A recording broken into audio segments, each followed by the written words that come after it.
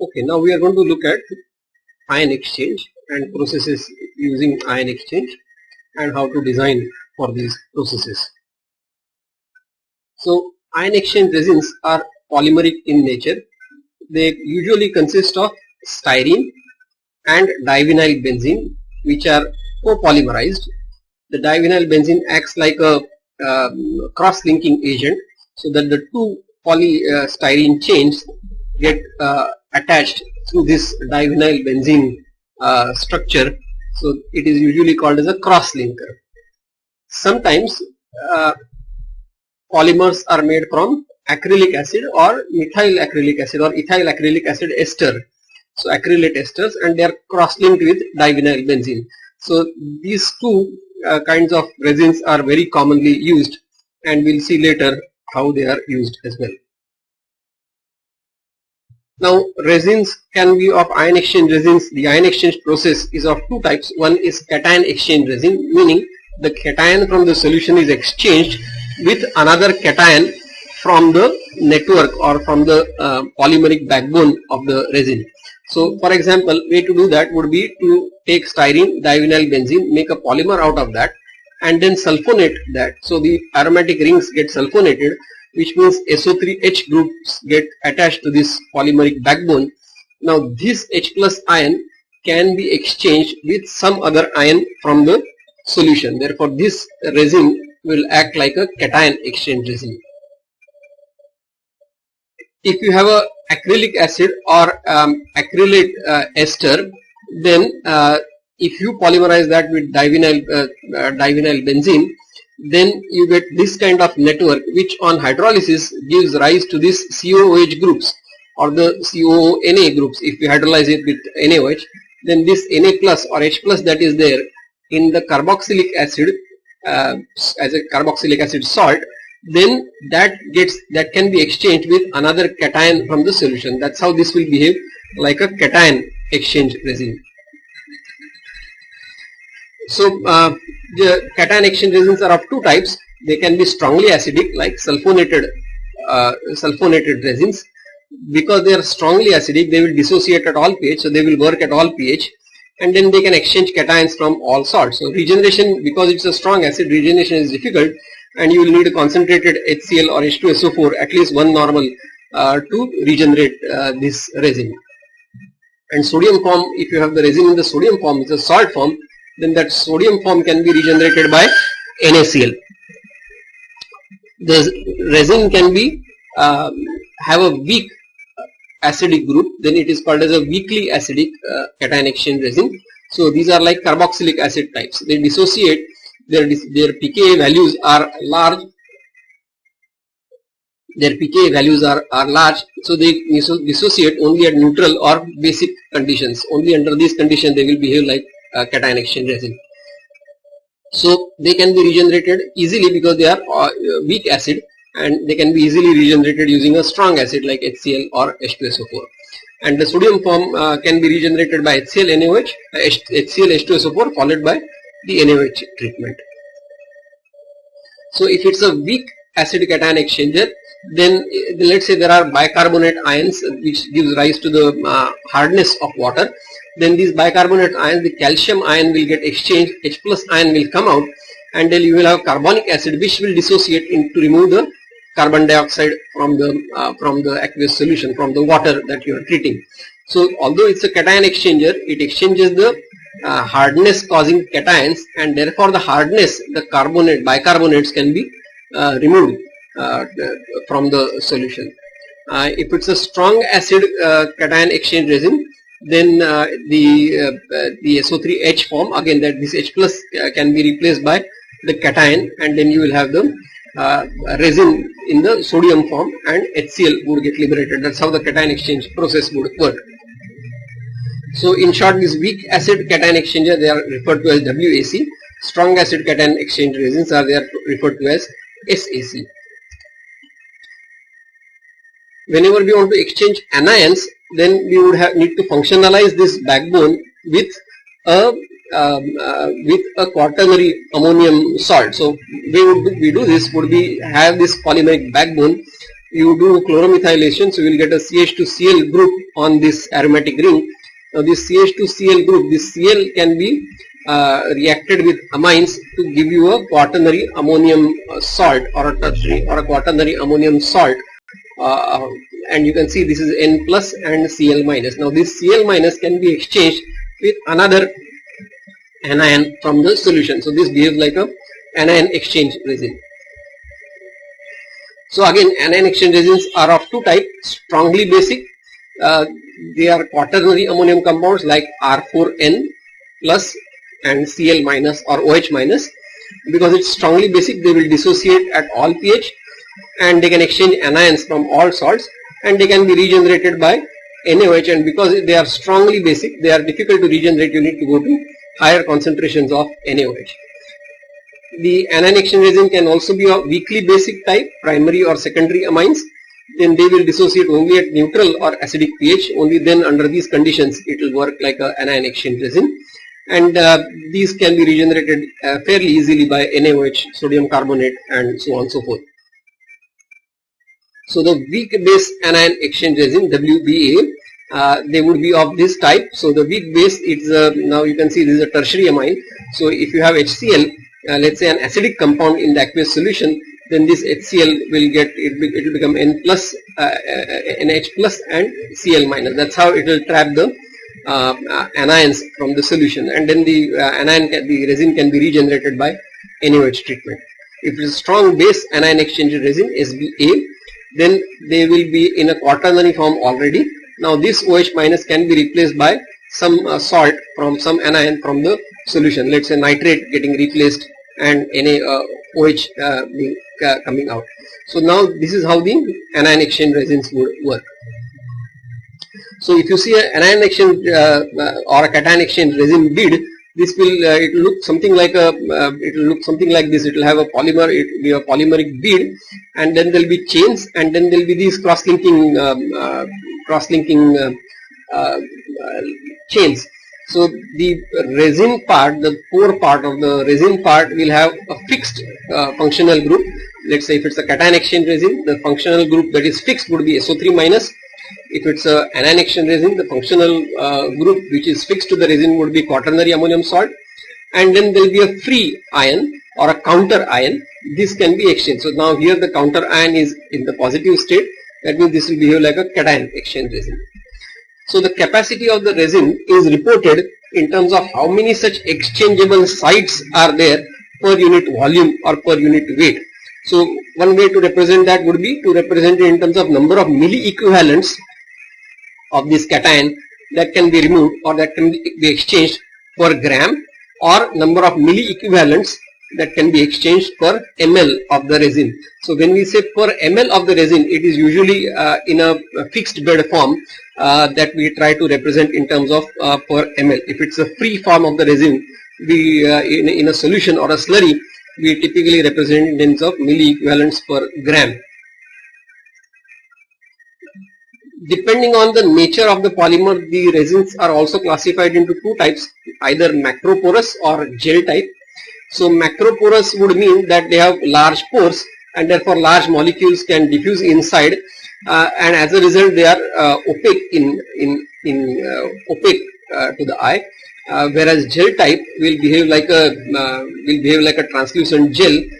They will have very small pores, micropores typically, and these micropores are not fixed pores. They are they open up by way of polymer chains moving aside from each other when a molecule comes. So necessarily they will have only small molecules can diffuse inside them. As the diffusivity inside these gel type would also be smaller as compared to the macroporous type of resins. For macroporous resin, you would need to have a high degree of cross-linking so that it can retain its shape properly and it can give the strength to the resins, and therefore it is preferred in harsh environments, like for example harsh environment like high osmotic pressure environment or high temperature, or if carbon dioxide is released, let's say when we are treating water with to remove the temporary hardness, then the carbon dioxide is released, as we have seen in earlier slides, and then this carbon dioxide is, when it is generated inside the pore, it can fracture the resin. Therefore you need to have a high degree of cross-linking so that you get it into the so that you get the strength of the resin is very high. Whereas the gel type would have a higher capacity, and it will only be used for very gentle kind of applications. Sometimes the resins are of chelating type. So for example, by chelating, what we mean is that the resin has functional groups attached onto the polymeric chains, and these functional groups form complexes with specific metal ions. This allows very specific metal ions to be captured from the aqueous solution. For example, specific transition metals or heavy metal ions, say for example chromium or lead or platinum group metals, can be captured from aqueous solution. Fluoride, which is an impurity in water, mercury, nitrates, boron, phenolic compounds can be captured very specifically even in presence of other ions by way of specific complexation. Now we have seen this little bit when we had discussed about liquid extraction. Very specific ligands are there for very specific ions. Now you can think about these ligands being anchored onto the polymeric backbone of the resin to make it into a resin which will have a specific ability to capture specific metal ions. Some of the complexing agents that are used are, say for example, imino-diacetic acid. This is the structure. So these lone pairs of oxygen, and the lone pair of nitrogen can take part in the complexation of very specific metal ions. We had seen this when we had talked about liquid extraction as well. You could have a phosphoric acid kind of a ligand, so it will take part in the complexation by this oxygen. It could be thiourea kind of complex, so you will have the lone pairs of nitrogen and the lone pair of sulfur. The lone pair of sulfur can easily get complexed with elements like mercury, and then these kinds of resins can be very specific to the remole of mercury.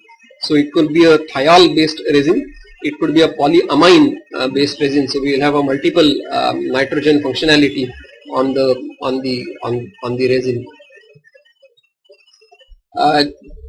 Here is a small problem just so that you think about the ion exchange capacity of a resin. So for example, think that a polymer is made from 88% by weight styrene, 12% by weight divinyl benzene.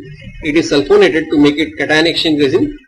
I would like you to estimate the maximum possible ion exchange capacity assuming monosulfonation occurs of the polymer chains in terms of milli equivalent per gram of the resin. So pause the video, try to do the solution yourself, and once you have the solution, then only you can go forward to see the solution. Okay, so if you have solved the problem, you can think about it like this. So if you think about, let's take basis as 1 gram of this unfunctionalized polymer. So 1 gram will contain 880 milligrams of styrene. If we divide by molecular weight of styrene, we will have 8.46 millimoles of styrene. 1 gram will contain 120 milligrams of divinyl benzene. If we divide by the molecular weight, we will have 0.92 millimoles of divinyl benzene.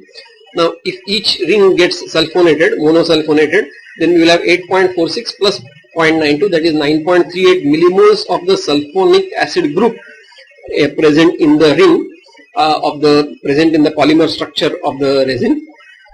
So then 9.38 millimoles will give you 9.38 milli equivalents of exchangeable sites on the resin. However, the sulfonation adds 9.38 multiplied by molecular weight of the sulfonic acid group 80. So it adds 750 milligrams by doing sulfonation. So now the resin weight is not 1 gram now, it is 1 plus 750 milligrams. So it is 1.75 grams. So the total exchangeable sites would now be 9.38 divided by 1.75. It would be 5.36 milli equivalent per gram of the resin. So this is the resin capacity in terms of milli equivalents per gram of the dry resin. Now resins are not kept in the dry state, they are going to be used in the aqueous solutions or organic solutions. So the resin is typically written in terms of the wet resin capacity in terms of per gram of the wet resin, or it is written in terms of the ml of wet resin. Especially when it is filled, you need to worry about what is the volume that the resin occupies inside the column. So we'll have to worry about the bulk density of the resin that is filled in the column. So you could represent in terms of the milli equivalent per ml of the wet resin. So if you reduce the degree of cross-linking, what you will get is that the polymer chain is essentially more and more consisting of divinyl benzene. So it can swell more, it will have less strength, and because it is going to swell more, the volume occupied by the resin will increase, and now the exchangeable sites will reduce per gram, or exchangeable sites will reduce per ml of the resin. So degree of cross-linking is a critical parameter for the resin that will influence its performance. Here is a typical data from some typical resin. So if you have something like 10% divinyl benzene, the capacity would be something like 1.5 milli equivalent per ml.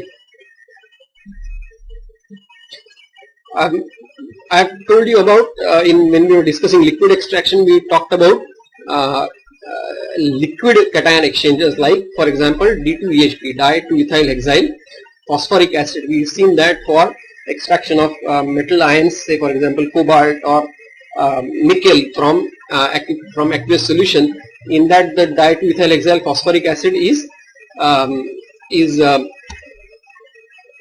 dissolved in a solvent, say for example kerosene or dodecane, and so on and so forth.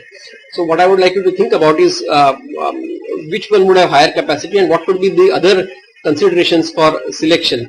So here's the solution. So if you just think about this, if let's say we have a liquid cation exchange resin that contains 50% by weight D2EHPA in kerosene as a diluent. So if we take 1 gram of the liquid mixture, we will have 500 milligrams of D2EHPA, and since molecular weight of D2EHPA is 322, ion exchange capacity would be 500 divided by 322 would be equal to 1.55 milli equivalent per gram of the mixture.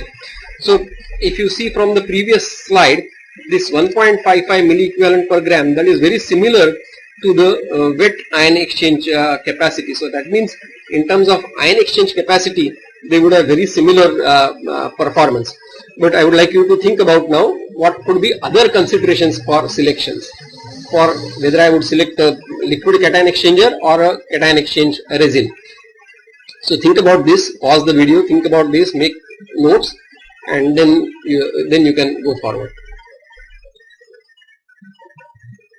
So here are some more criteria. So if you think about nature of complexing agent, so resins can be functionalized by anchoring the complexing agents on the polymeric backbone. Now this can be difficult to get a particular complexing agent to be polymerized along with the backbone. Whereas any type of complexing agent can be used in liquid extraction, you just have to use a suitable diluent. So in terms of liquid ion exchange, ion exchangers offer a wide choice of complexing agents that can be used. Now we have seen that sometimes the complexing stoichiometry, you require 2 or more molecules of the ligand. Now if the ligand is loaded onto the resin, that means it is anchored onto the backbone of the resin, for 2 or more ligands to come together for complexing with a particular metal ion can be very difficult in a resin form. As a result, the actual capacity would be significantly lower than the theoretical capacity.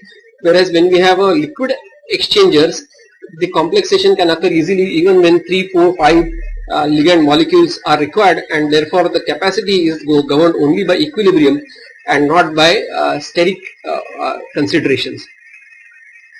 Mode of operation, resins would always be operated in a batch mode unless we are thinking about a simulated moving bed chromatography and so on and so forth, where it appears like a counter current operation, but let's not get into that just now. Whereas liquid exchangers can be used easily in a counter current manner. Ease of separation is very easy with resins because they are in the solid form. The aqueous solution or the organic solution can simply flow down out of the column, whereas separation will have to be designed for when we use liquid exchangers. Because they have porous structure, the significant diffusion limitations can occur in presence of resins, whereas liquid ion exchangers can be stirred, and therefore the issues of diffusion limitations are usually not present. And just to take care of the mixing issues and the diffusion limitations, they are usually diluted with diluents.